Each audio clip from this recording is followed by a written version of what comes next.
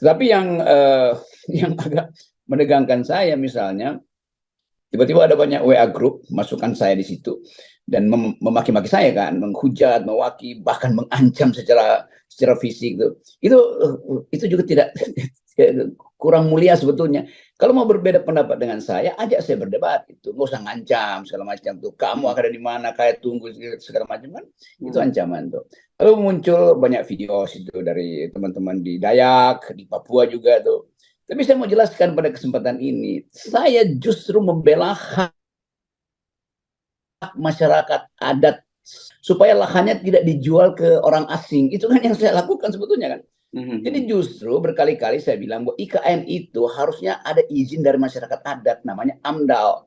Saya 3 kali diundang oleh tokoh-tokoh adat di Kalimantan tuh, Banjar, Dayak segala macam. Dan saya ucapkan itu tuh. Karena saya sayang Papua, Kalimantan itu tempat nenek moyang, tempat kita berharap ada masa depan.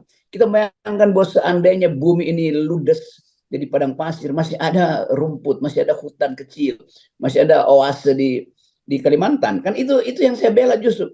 Jadi kalau saya dianggap menghalangi IKN, memang saya menghalangi IKN demi masyarakat adat Kalimantan, demi orang Dayak, demi orang Banjar segala macam.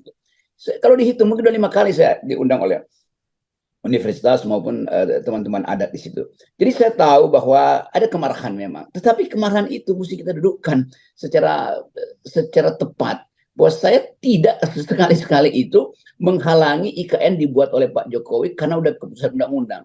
Tetapi hak saya untuk mengatakan bahwa IKN itu akan merusak Kalimantan, itu intinya tuh. Dan itu akan ada serbuan penduduk asing di situ. Bahkan saya kritik kenapa Pak Jokowi mesti pergi ke Cina untuk menjual Kalimantan tuh. Pak Jokowi bilang oke silahkan investasi di situ apapun yang Republik Cina mau tuh kami sediakan. Kan itu namanya menjual negara kan. Di situ saya sebut itu kan tindakan bajingan. Tetapi bukan Pak Jokowi yang bajingan, kebijakan dia yang bajingan. Jadi harus dibedakan. Saya tetap mengkritik Pak Jokowi. Saya tidak mengkritik Jokowi sebagai manusia, sebagai orang, sebagai kepala keluarga, tapi sebagai kepala negara. Nggak boleh itu. Apakah ibu kota negara itu penting banget untuk kita pindahin sekarang? Bisa ditunda lah 10 tahun lagi ketika masyarakat adat percaya bahwa di situ akan ada sumber daya baru, ada universitas, ada rumah sakit, baru bicara tentang IKN tuh.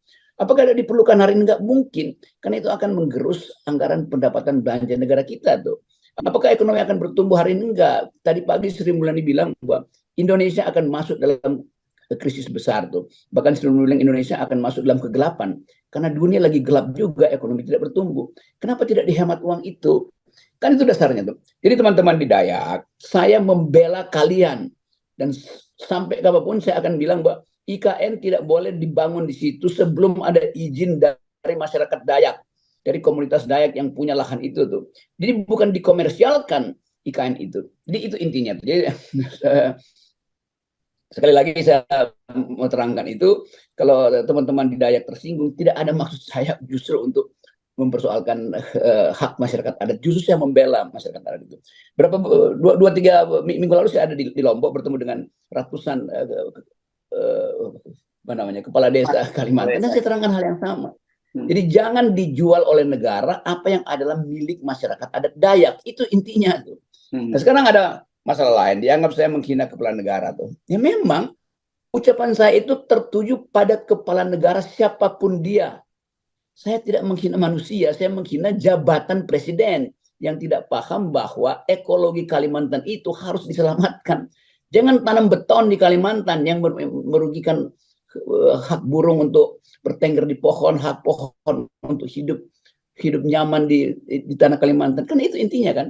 Ya. Tapi saya percaya, saya berterima kasih karena ada demonstrasi yang meminta saya dipenjarakan itu, ditangkap. Ya boleh aja, itu hak masyarakat juga di situ tuh. Walaupun saya belum paham apa itu masyarakat atau hanya kelompok, tapi nggak apa-apa tuh.